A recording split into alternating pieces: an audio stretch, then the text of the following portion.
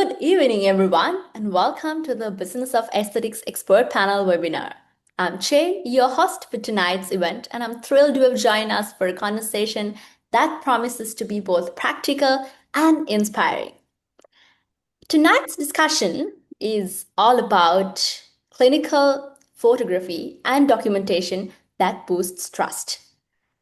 So, before we dive into our discussion, let me ask you this. When potential patients in your area research for treatments you offer, does your practice actually show up? Or are they finding your competitors instead?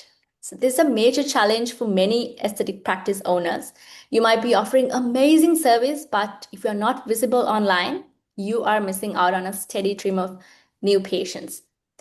So, what is the good news? There is a fix. With the right digital marketing strategy covering local SEO, targeted ads, and funnel based content marketing, you can not only attract more inquiries, but convert them into actual patients walking through your doors. And here's the best part, stick around until the end because we've got something special for you, something that could help you take your practice's online presence to the next level. All right, let's meet our incredible panelists. Let me welcome. First, I'd like to introduce Dr. Tina Ho. She is a fellowship trained, double board certified facial plastic and reconstructive surgeon serving Philadelphia and the mainline. Known for her approachable style and her focus on natural, individualized results, she empowers patients through procedures that include rhinoplasty, eyelid surgery, facelifts, neck lifts, facial contouring, jawline contouring. As Philadelphia's female facial plastic surgeon and a true expert in facial and jawline contouring, Dr. Ho combines surgical excellence with a personal touch that inspires trust and confidence. So, welcome to the panel, Dr. Ho. Thank you. All Thanks for right. having me tonight. Thank you so much for being here with us. All right, next I'm delighted to introduce Dr. Humberto Palladino, widely known as Magic Surgeon. Dr. Palladino is a distinguished board certified plastic surgeon based in Fort Lauderdale, Florida, and a Mayo Clinic trained specialist. He is recognized both nationally and internationally for his expertise in complex procedures, management of complications, perioperative photography, and the innovative use of AI in plastic surgery. With a practice built on a patient safety, innovation, and compassionate care, he serves patients locally across Miami, Broward, and Palm Beach and welcomes many from around the world. Equally passionate about education, Dr. Palladino shares both practical skills and forward looking insights, combining advanced technology with surgical excellence to elevate the field of aesthetic surgery. So, welcome to the panel, Dr. Palladino. Sure. Thank you for having me. Thank you for being here. All right, so tonight we will cover how to standardize lighting, angles, and backgrounds for consistent results, how to ensure HIPAA compliant consent storage, documentation, and how to use photos to educate, convert, and retain patients. And finally, how can we stay ahead with the latest compliance tools for 2025? Also, a quick reminder, the chat will be open throughout tonight's session. So if you'd like to pose a question, just drop it in the chat and I'll make sure it gets to our panelists. If for some reason we don't get to your question live, don't worry, we'll make sure it's answered and circled back to you after the session. All right. Having said that all, let's go ahead and get started. Dr. Ho, I'd like to start off with you. You specialize in delivering natural results for facial procedures, and even your practice philosophy highlights that focus, right? How do you use photography to help patients visualize realistic outcomes and set expectations before surgery? So in my practice, which covers a number of facial rejuvenation procedures, morphing imaging for rhinoplasty in particular is a very valuable tool. I see rhinoplasty as the most challenging, most complex surgery in plastic surgery, as a millimeter change can make a big difference for both the patient and the surgeon. So, in my office during consultation, we'll take pictures for the patient and do morphing imaging just so that we can be on the same page regarding expectations of what the possible surgical outcome may be based on their goals. However, I do stress to patients that this is not a guarantee of results. So for any patient going into actual surgery with me, again, this is to be able to level our expectations together so we're on the same page, but not a guarantee of results. For other surgeries, such as neck lift, facelift, brow lift, eyelid surgery, I actually do not use morphing or simulated imaging. I feel that, maybe for those other procedures where um, they have a more definitive goal, not as particular compared to rhinoplasty. A lot of those procedures are, for instance, for more contouring, for more rejuvenation, and sometimes there could be at the other end of the spectrum a limited benefit to morphing imaging, right? To have we don't want patients to fixate on certain simulated results or expectations. So for those type of procedures, such as the rejuvenation procedures, I will direct patients to my actual before and after photos. I think that conveys a lot for patients of the aesthetic that I'm trying to achieve, the consistency I have in results, how patients look after surgery. That, usually we can find a patient, with similar facial or anatomic features and be able to convey to them through an actual before and after result that this is what is potentially possible with their surgical outcome. All right, you need to make sure that both you and your patient are in the same page at any level of the consultation. All right, Dr. Right. Palladino, I would like to know your thoughts on what Dr. Ho mentioned. Yeah, I think it's key. I mean, I have a rule, and my rule is no photos, no surgeon. And it has paid off really well for us because um, the way we structure our setup is when the patients first contact our office for whatever reason and from wherever they are, we always have them send a form, and in the form we require for them to send some pictures. Um, and we stress for them to also send pictures of how they wish to look. We do mostly body. We do also do some facial surgery, but I think in our case, the communication is key. And I think photos really sets up the expectation or allows you to really communicate with the patient so we're all on the same page. Either things that you can do or things that you cannot do. And I think at the end, the whole game in our industry is meeting the patient's expectations. The patient that is happy is always going to bring in more patients, is going to be a really grateful for, and the contrary is true too. So if you miss to hit the expectation, then you have the problem. So it's always an expectation game, and I think photos are the number one factor to be able to achieve that, and really have a clear communication. Okay. Just out of curiosity, when talking about patients' expectations, right? With social media filters and especially with those AI generated models, people must be coming to you highly altered and anatomically impossible versions of beauty, right? So, how do you help patients set realistic expectations when no surgery or treatment could ever achieve those results? In my case, I think that information is equally helpful because there's a way to communicate with the patient, say what is possible in your hands and what is not possible in your hands, and it gives you the opportunity to explain more, be more empathetic, realistic. The patient really appreciates that. I know that in general, some of my more the happiest patients are the patients that had suffered some complications, let's say, and then you were there for them and catered to them, and you were honest from the very beginning too. So the patients really appreciate that. And yes, today it's that is true. There's a lot of filters and things like that. But we try to really use that into our advantage. That's amazing. Dr. Ho, do you have anything to add? I can see you nodding. I think it depends on your practice as well. I think with my practice, let's say if I was majority rhinoplasty surgeon, I think they would more likely see potential consults or leads of patients who not only present pictures of themselves, but simulated pictures or pictures of celebrities of what they would like to look like.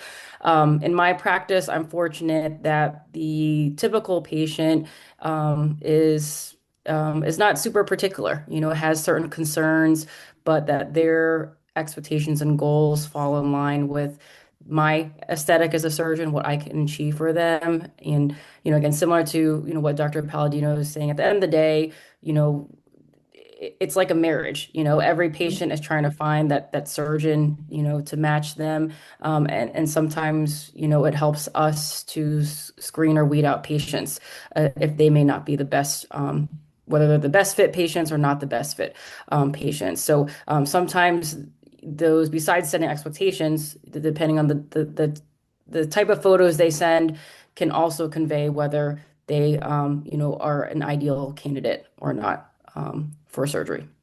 That's very true. I think Dr. Palladino, I liked how you mentioned, even though people are bringing you very impossible um, models, expectations, it is an opportunity for you to educate them and explain them and have a conversation with them, right? It's amazing. All right, Dr. Ho. Building on that idea of trust, what role does patient feedback play in how you capture and present before and after photos? I mean, have you ever adjusted your approach based on what patients found most helpful or reassuring? I think overall, the fact that I take um, having a photography process seriously and make it standardized and part of the preoperative visit and postoperative visits, um, it comes to an understanding for the patient, that overall I'm taking the patient care, the results seriously as well. I don't think I've had a patient necessarily question how photography is done. Now, in my own practice for the past 4 years, I have a separate photography room, and even though it's not as it's more simple compared to what my fellowship mentor uses, but it still conveys a degree of professionalism that patients are impressed walking in. And I myself take the photos every time because I am particular about my own before and afters to make sure they're standardized as possible. So I think patients, inherently, recognize that degree of professionalism, seriousness there. One extra level I've taken besides just incorporating before and after pictures and being consistent in taking them and posting them. I've also in the past year done before and after videos, like 180-degree panoramic videos for facelift neck lift patients having their tilt their chin down and such. So it's more dynamic. Even though I'm using an iPhone where you have that fish eye view with the what is taken. It adds a three-dimensional nature to show patients, and it also helps you be able to document more for yourself as a surgeon from a patient care and liability standpoint. All right. I think for the audience, there was some good tips and strategies that if you want to start practicing from tomorrow onwards. Um, Dr. Palladino, as photography becomes a bigger part of patient care, so does the need for security, right? Which is really, really important. With evolving HIPAA international regulations, how can practices strike the right balance between easy access for providers and airtight security for patient photos, especially when teams or multiple clinics are involved in this? Yes, it's a really challenging topic because today patients will send you photos in Instagram, will send you photos anywhere, like a lot of these ways that are not necessarily professional or secure. And we always insist that, we have a proper way to do that. I would say that most everybody has or is working with a system in medical records or has a patient portal or a way that they can upload pictures. We do mostly that. We do have our, business level G Suite account for Google that allows us to have a level of security when we're sending emails with photographs. And we also have the our main platform that we use is called Airtable, and we do have a business account with them that allows you to have the HIPAA compliant, so the level of security by signing the business associate agreements. I think anytime that the professional is handling this type of information should be using a platform that meets the requirements for, at least in the United States for HIPAA. And I think that is extremely important that you do that, you stick to that and try not to move that. Again, we also take pictures with iPhones. We figure out, I can in the Mayo Clinic where I train, they do have a photography department with, I think they have something like 22 photographers on payroll, right? In a normal business, you don't have that luxury to have, your photographer on payroll or have a dedicated photo room. So we try to set up our practice where we have similar color backgrounds. We use black in all the rooms that we can take pictures. We try to, be consistent as much as we can. We do have a dedicated photo room, but we still take a lot of pictures with the device. But once we take it with the device, we upload it into our platform, so we try not to really keep it in the device. And once it's in a platform, the platform is protected and, it's properly organized. And it's extremely challenging, the photography and the storage and all of that. So and to be able to access and retrieve it whenever it's necessary, to have it there, but at the same time to have it secure. So my advice is pick a platform that works for you, either your medical records or anything. Like, again, Airtable for us give us the flexibility of integrating this with multiple systems. For example, our EMR is Dr. Chrono.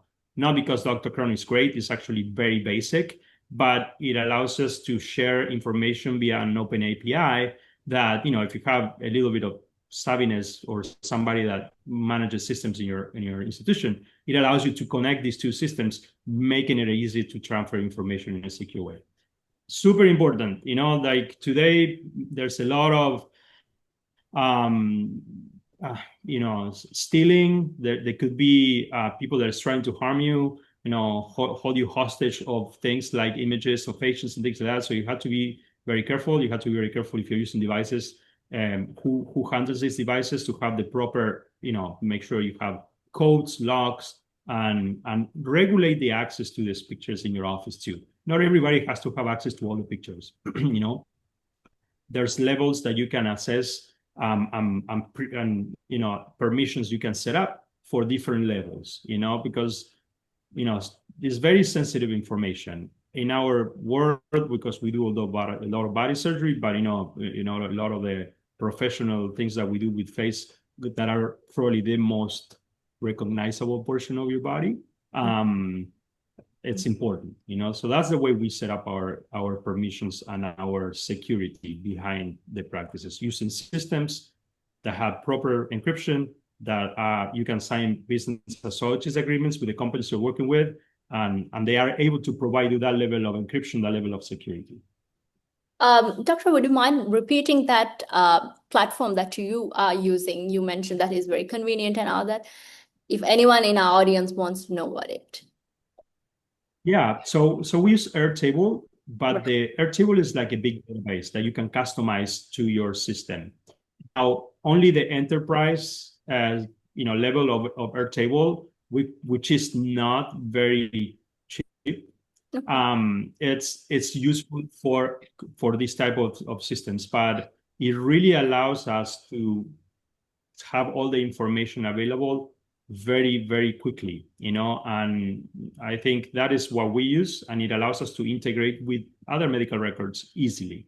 Right, right. Okay, thank you so much. Dr. Ho, I would like to hear about the same thing from you as well. Is there any strategies that you follow to protect patients' privacy when showcasing results? So I think Dr. Palladino, mentioned some key points. I think I agree with limited access. So I have a small practice. It's mainly myself who uploads the photos. I upload it to two platforms. We also work with a Google Business Suite, but we just use a protected um, Google Drive to upload.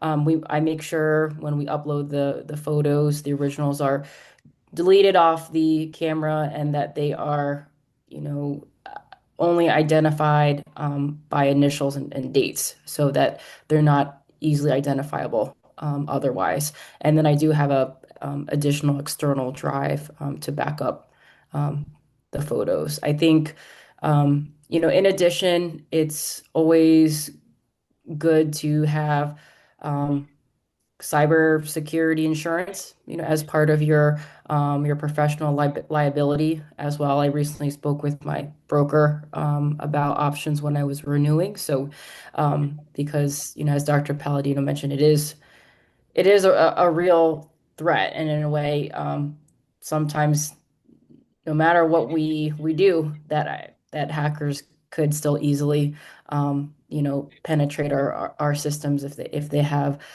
some kind of a goal at stake. Right. I think you reminded of a good point to have a cybersecurity insurance. Um, then you are safe, right? Or it's the backup plan, right? Or just something to help you if you know uh if you had an issue, Right. a breach. Yes, yes, exactly. All right. Thank you so much for that. Dr. Palladino, in your view, how much does standardized photography impact long-term trust with patients and even protect providers in cases of dispute or complications?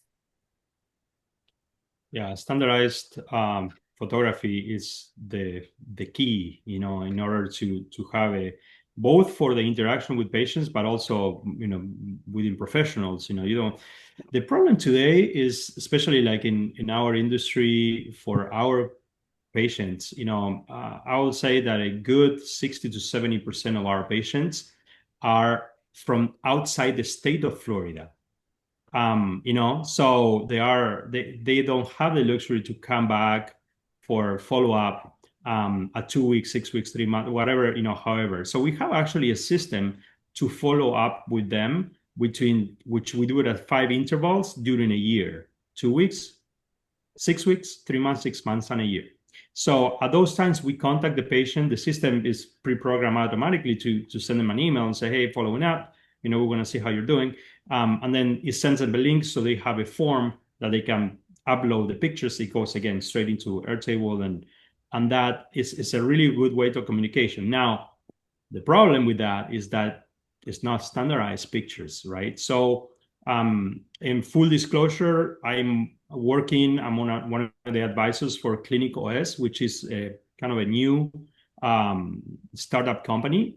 And what we're trying to do is standardization for everyone. So it's an app.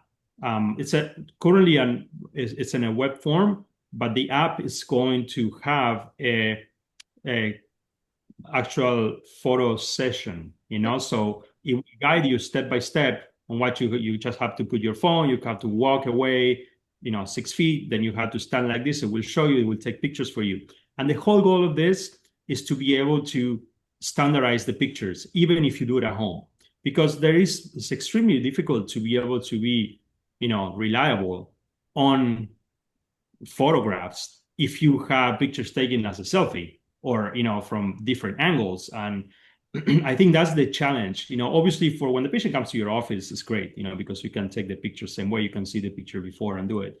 But it's a challenge today, and I think standardization continues to be key. So we are trying to get as creative as possible to bring the standardization even to home to be able to compare apples with apples and be able to provide a good.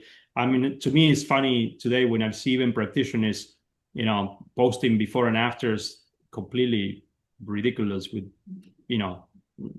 like angles that are not real, that are showing something, lighting that is completely, obviously, what they're doing.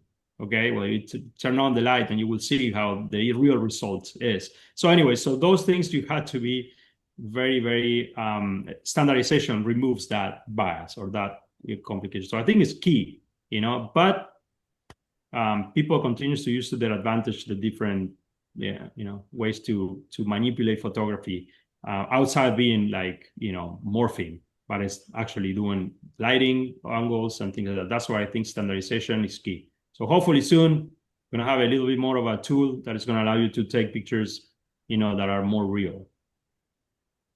All right, amazing. Dr. Ho, do you want to add anything to that?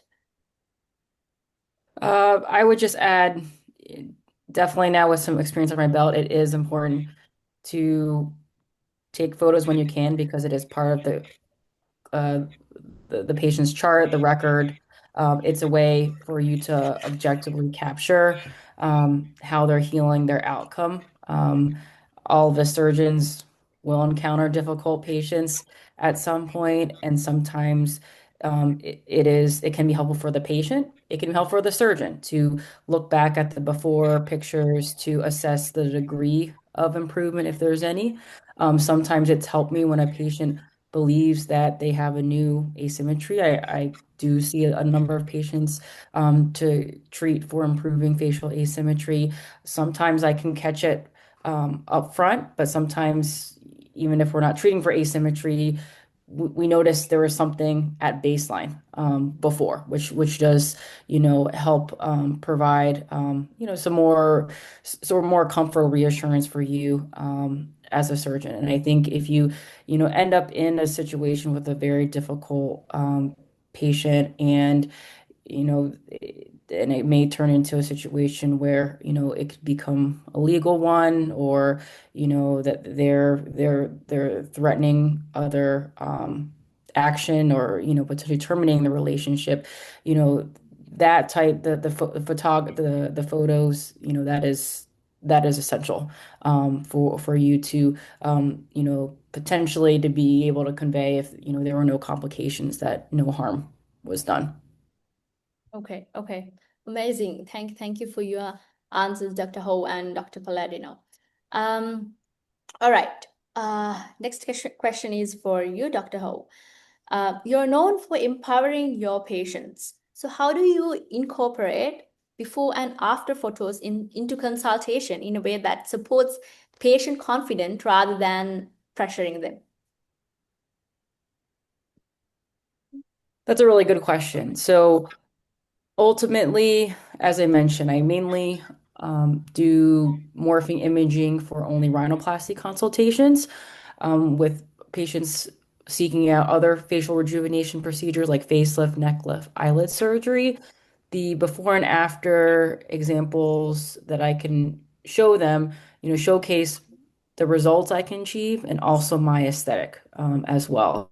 So if I would like to hope that patients have looked at before and afters, before they see me as a surgeon or any surgeon that they consult with. I feel that if they don't, that's somewhat a red flag in itself, because that's the way to convey our work, right? And so, for me to show that work to the patients, and if they see the good improvement, they like the improvement, then that, establishes more comfort and confidence for them and me. And also, I pride myself on, beautiful natural results, patients walking out of the office where others may notice that there was a change, a nice improvement, but they can't obviously tell. So, I want to hear from patients, and this is typically the average patient that we attract, that, oh, they look refreshed, but they still look like themselves. A lot of patients, are scared or nervous, besides potential complications that they may undergo surgery and have a result that it's too drastic, or too altered too much, they don't look like themselves anymore. So when I mention that's my mantra of, beautiful natural results and what I aim to achieve, I can tell patients like they relax like in the chair. So the before and after photos support that. Another way before and after results can also help is to convince patients more why they might need certain procedures, especially whether it's multiple procedures or a more definitive procedure. When you think of a procedure like facelift or neck lift surgery, I'm an all or nothing surgeon. I don't perform thread lift, mini lift. Mini neck lift for me is still a structural neck lift with deeper sculpting, no skin removal, but it's not just, doing a little muscle tightening. So it's a way to educate patients. Sometimes, it's not just they need a neck lift, they need a facelift and neck lift, or they need a brow lift, facelift and neck lift. And to be able to use it to educate patients and show an example, especially if it's a patient that looks similar to them, then it will help resonate with a patient, to understand more clearly, why I'm recommending a bigger, procedure or a combination of procedures. Right, this is amazing. I think before and after pictures are not only used to boost the confidence or trust in patient, but also to educate them, right? If that is a treatment that needs multiple sessions, that before and after picture of maybe someone else that, as you mentioned, similar to them, will help them to understand, okay, this needs multiple sessions, and build that trust to come again to the clinic. All right, Dr. Palladino, I would like to ask from you for a few practical tips to our audience for those who want to integrate photos into consultation, especially without overwhelming patients with too much visual information. That is important. Okay, so I think the photos are key for communication, like I said at the beginning. And I do 100% agree with Dr. Hall. And I always think those patients that, like you were saying, are coming, let's say, for a rhinoplasty and they have a significant chin protrusion, and you say, hey, you need a chin implant as well. Let me show you, why. And then you show them patients like that. I think those are the typical cases that are very good to have and show them before and afters. And you have to make it practical. Now, I'm going to tell you something that we're working through this platform that I mentioned to you. So, because it's very, very, very interesting.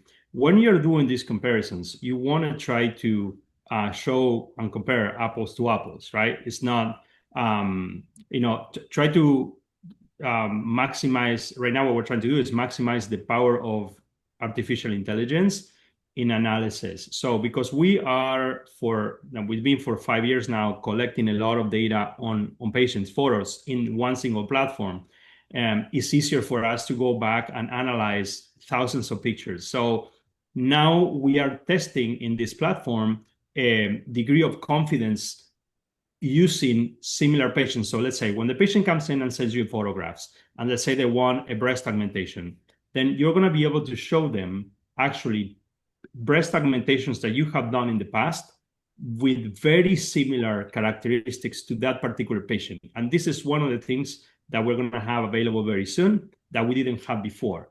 And I think that opens the door to be able to be a lot more realistic when you come and talk about this. And not only that, but it can also tell them how is your results compared to other doctors or surgeons' results, because they're going to analyze your pictures and they're going to see, your thousands of patients that you have done in the past, compare it, and then you're going to see how they compare to the patient that are coming. So through this platform, this is what we're working for. And to me, when we talk in the consultation, it's all about making it easy or making it accessible, and not because, for example, I have worked with numerous previous systems. Like I work with Nextech, Patient Now, Remedly.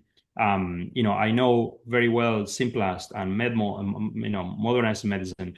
I've been looking into these systems for a while, and this is the reason why we don't use any of those, because TouchMD, I don't know if you ever use TouchMD, but there are systems that that they are there to try to help you during the consultation, and in my opinion, end up making my consultation less efficient. So I'm trying to make it more efficient, not to take more time, but to be helpful to the patient and reduce the amount of time that I spend with the patient and have a clear communication. So this is what we're trying. This is my goal through this platform, and we are achieving that. Now, the interesting part right now is in this platform that they can do. When they send you a picture, this platform automatically will generate a simulation of that particular patient, the picture that they sent you. So that starts a good way of communication. Said, hey, now these simulations are, unfortunately, we don't have a lot of face yet, for Dr. O, but we're working on getting face. Face is very tricky. It's very, very, has so much detail that is difficult. But I have worked with Vectra. I have worked with, we have Quantificare. I have worked with Chrysalex. So I'm very familiar with all these technologies. And what we are doing now through this platform is actually using a realistic way to apply filters.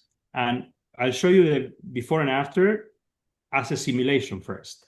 And then I can show you other patients that are similar to you and say, okay, this is what you can expect. This is what I expect. The simulations are actually quite realistic, and I think that's the basic. So have a way that you can actually talk to the patient quickly. If the patient has sent you pictures before, even better, because you had it ready already for the consultation.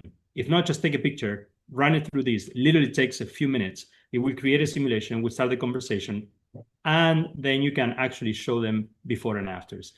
In this case, I think having, like Dr. Ho mentioned, a portfolio of your own patients before and after, so you can make a clear communication, is much better. But in the near future, I think it's going to be much better when you can actually show them patients that look exactly like them, or very similar features with measurements and everything. So it's very interesting, and this is why I'm kind of passionate about this.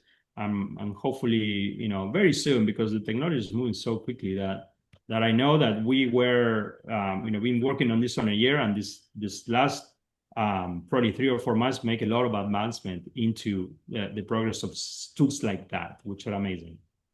That's amazing. That sounds interesting, actually. So before we start the webinar, you mentioned that you have a few tools and maybe pictures to show to our audience.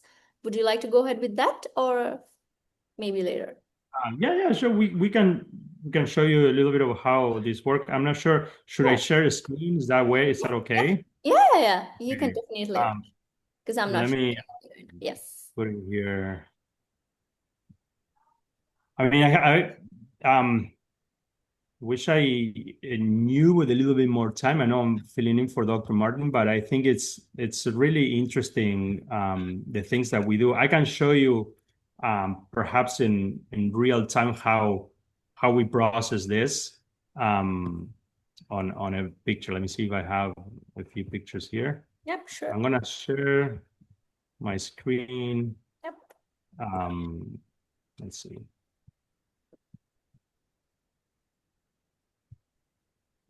I'll pick a few pictures from before and after.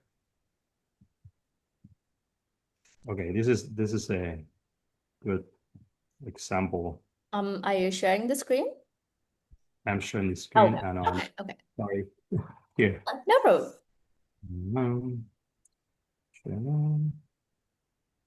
Okay.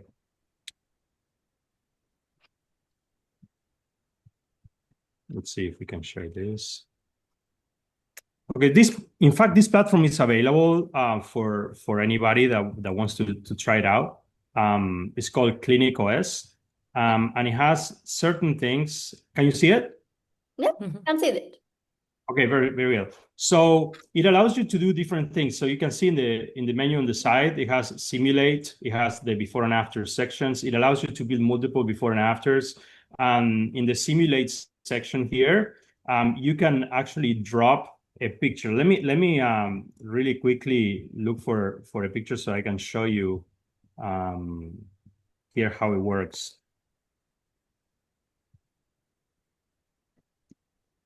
I'm going to show you how it works in real time, and then I'm going to show you a picture that we have created both simulation. Let's see.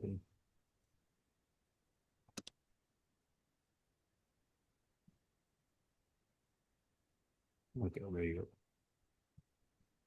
So this is,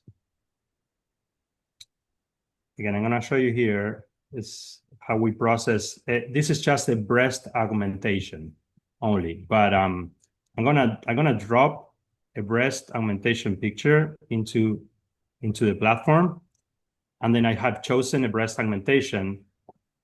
So it's pretty fast, and in a few minutes would allow you to see a difference. And then I'm going to show you how this patient looks right now in a simulation. So there you go. So that's the breast augmentation before and after. You can actually change a little bit of the volume.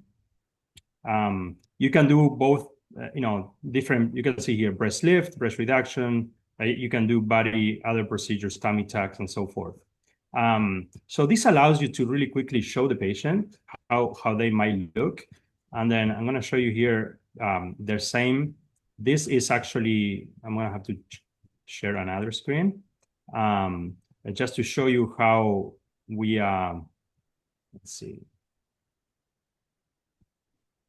I'm going to go back here to share here. Let me share another screen. This is the same patient. The real result after 6 months. Can you see it?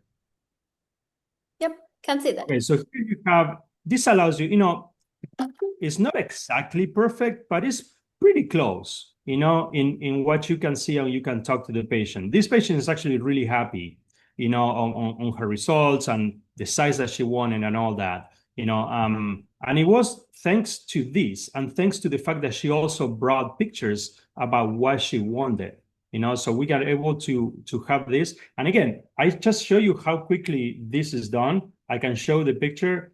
We can have a very open communication with the patient very efficiently. If she would have submitted patients from before, I will have it already in her file. I just have to click. You can do this in your phone or in your iPad. I click a button, it creates the rendering, done. We are working on rhinos, we're working on liposuction of submental area, we're working on chin augmentations, all of these in for face. Right now, we don't have much other than like lip augmentations, which is not that great anyway.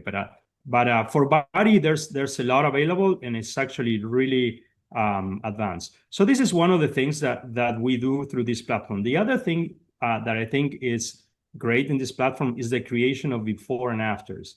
For before and afters, you can create really quickly. You can drop the befores, drop the afters, and automatically will do things like this. We'll remove the background. It will hide the faces for the body pictures. It will cover the privates if you want to cover the privates. It will blur some tattoos. And then you advance. At the next step, you will select your template. It will give you different templates. Some are ready for social media. Some are just plain before and afters. And then you will go here. And as you click done, it will actually take literally, anywhere from like 10 seconds to 2 minutes to do 20 different views, that it will take you probably a good 20 minutes Right. to create and align, and it does these automatically, and then you can make adjustments. So these are some of the things that we're working through this platform that I think is going to be. And then in your gallery, we actually keep, let me see if I can show you here. I'm still showing that, right? Yeah. Yeah, so In the gallery, we'll pull all your patients by date. The timeline. So you can look, you can have all of your patients. Again, this platform is HIPAA compliant, and it will keep all of your patients right here. So when you open, Like a it will database. show you all the patients, the pictures that they sent you, for that particular date. And you can obviously filter by patient name, by procedures, and so forth. So it allows you also to record your consultation, which I think is very important. You go there, just click the name, record, and it does the scribe for you. If you haven't used Scribe for documenting consultations, this is extremely important. It will be much better than you at documenting anything. It will not miss any details. And I think, many of the EMRs now have the scribing technology, which I think is key for all documentations. And we're also implementing that for phone calls. So anyway, trying to integrate patient communication, being the pictures the center of it, So that's the goal of this platform. And I think everything else, you can use your EMR for. But I think for patient communication, you have messaging here too, so you can text your patients. And I think the whole point of this platform is to become the center portion of patient communication, which I think at the end has a lot of legal implications, and it's extremely, extremely important for our business, to keep us safe and keep everybody happy. That's true. Thank you so much for showing that to our audience. I think that could be very helpful for someone who is looking for something exactly like that to enhance their business, to improve their process. So thank Yeah. you so much for that. All right, Dr. Ho, I want to ask for a few tips from you as well. So what are your must-to-do steps to help patients feel at ease and confident during photography, so their picture reveal their real selves? Any tips that you can give to our audience? I think I fairly have a standardized, I'm not sure if you'd call it very stale process where it's just like a matter of business. We're just getting it done. I think if you treat it like that, that is just a natural part of every post-operative visit, then patients are, in their most natural element, and we get through getting the pictures done together. Part of it is, I'll mention, okay, we're gonna, talk about how you're doing, and then, give them a hint that towards the end of the visit, we're going to take pictures, and we have the separate photography room. So there's not as, much chit chat or anything there in the photography room. We ideally do not want patients to wear makeup, to keep photos as consistent as possible. So patients can be themselves. They don't have to be extra done for these photos. When I'm taking pictures, I proceed quickly and I'm directing them. So again, I think that's why maybe it just seems very like robotic, then in a way it doesn't make them extra anxious during the process. So with the photography setup I have for the 5 views, there's little post-it notes with stars on the wall so that they can look at certain angles for the 5 views, and that's what they're focusing on. And then I just quickly just take, for each view, it could be 10 photos, 10 to 20 photos quickly. I, use a Nikon camera. I'm manually focusing, so I know for myself I'm getting a lot of pictures that I can take a look later to see which ones are the best. So definitely don't rely on only taking one or a couple photos per view. You just want to, so I'm usually less is more, but in this case more is better. So you capture a couple good pictures and you direct them so that they're looking at these for these different angles and their focus. You have them, be neutral, smile, close their eyes. If I need them to, a lot of patients tend to tilt their chin upward. I direct them to tilt downward. So I also stay true to what I see is needed for the best standardized photos as well. If their head's a little crooked, take the time, to tilt their head a bit. If anything seems off, take the time to get the photos right. All right, that's amazing. I would like to repeat what you said. So process needs to be real quick. So they won't be like exhausted after the whole process. So set up the room in a way that can direct patients easily for camera angles and where to look and whatnot. And have a couple of pictures, then you can select from them. Right. All right, amazing. I want to remind you also, Dr. Ho, if there's anything, any tools or platforms or whatever that you want to show, you can also share your screen and show them to our audience. Okay, if there's anything, please go ahead. I'm not a technology savvy as Dr. Palladino, but Um, But you sound very intelligent yeah. when you explain Something things. something very important that Dr. Who mentioned before is the videos, that she takes in animation, especially for head and neck. I think is important. I don't think we have been as following through on that for body, but I think for body is also important, to have the patients. And a video can also allow you to perhaps catch some angles that sometimes you did not get right, because since you can frame it, I think it's important. So yeah, the video is something that for anybody doing photography, that is not something that they usually do. They should start implementing that. I think it's a very good advice. Right. Thank you for reminding that, doctor. All right, Dr. Palladino. Finally, want to ask from you. Looking ahead, you have been a thought leader in applying AI to plastic surgery, right? Where do you see AI and digital tools most meaningfully enhancing clinical photography and documentation in another 3 to 5 years time? Well, I think everything is going to have, just as we can know, our life has been impacted by it. And I will be ask you this question very simple: is tell me, you know, do you use AI every day in your life? I will say that anybody in a productive life cannot any longer live without AI. You know, writing an email, sending a text. I run AI pretty much of everything, now because you have it readily available. So the same thing is going to happen in our industry. The same thing is going to happen for photos. And the things that we're working now that I just mentioned to you are going to become a reality, are going to become, easily available. And we're going to continue to build on those in order to improve patient communications.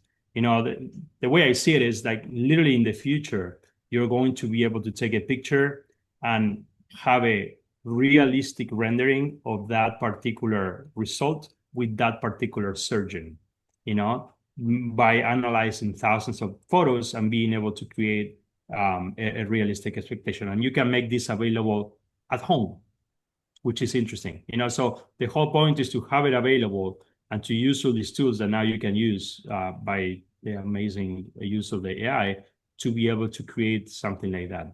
Mostly to improve patient communication, to demystify this world of artificiality that we live in right now.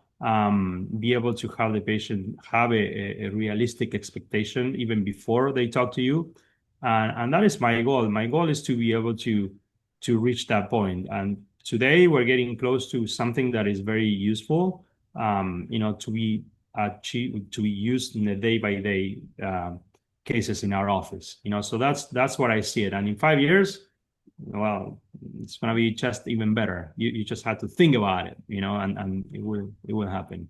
So I'm very passionate about technology. I see things how they're moving. I think it's wonderful. I'm glad to be alive during this time of the world. And yeah, and photography is great.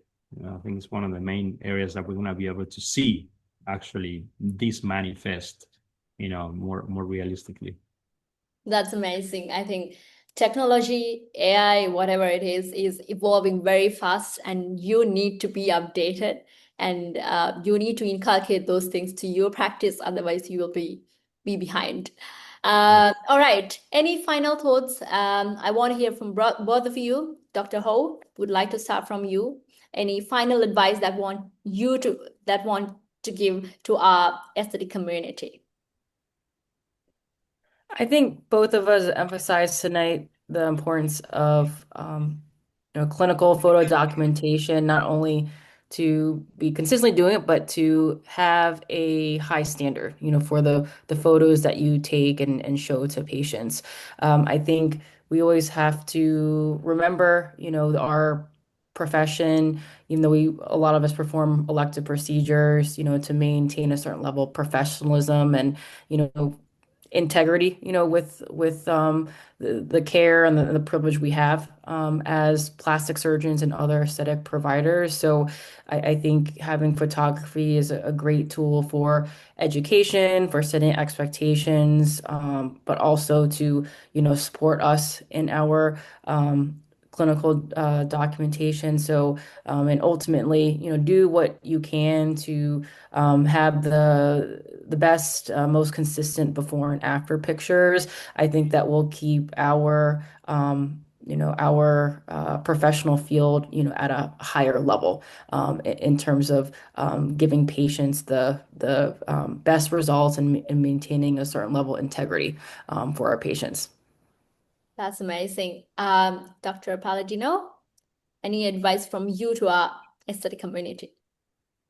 I think we touched on some important topics on safety. When it comes to this type of information, I think it's important that you use some sort of system that keeps things safe. I think it's important to also have, as part of your plan of care, to have a continuity of pictures. So before, during, after, and then do it after, so you can have actually that continuity. Try to set up a system, if you don't have it, where you can actually follow up periodically with your patient, so they can actually have a way to communicate with you and send you photos. It's better to have some photos than have no photos, and that rule that I mentioned before about no photos, no surgeon, it has been proven very useful to me. So if a patient has any sort of concerns and they want to talk to me about, any issues with their procedure, there's no way that I can have an objective conversation if I don't have a way to compare before and afters, because we all forget immediately after 2 minutes how they look before. The patients do the same. It's a human thing. So it's important that now they are focused on some things that you can show them before, and that they have an objective discussion. That is when it's going to really get us out of trouble. So keep your photos safe. Try to create a system where you can actually have some sort of follow-up. And I'm a freak of efficiency, so really try to do this in ways that doesn't really affect your life. I think we need to be prepared today. As much as we would love to have the pictures taken in the same room every time, our patients come from all over, so let's try to figure out a way that we can have consistent photography, even though they are not taking pictures in your they're not going to be perfect, but again, they're going to be probably better than having no pictures. And so that's the goal. Amazing, amazing. Thank you so much for sharing your wisdom and your expertise. I think what an inspiring evening. We've explored real strategies and fresh perspectives to help aesthetic practices grow with confidence and, most importantly, with evolving technology, right? So heartfelt thank you to you, Dr. Tina Ho and Dr. Humberto Palladino, for sharing your expertise and time with us. All right, let me share my screen for a minute.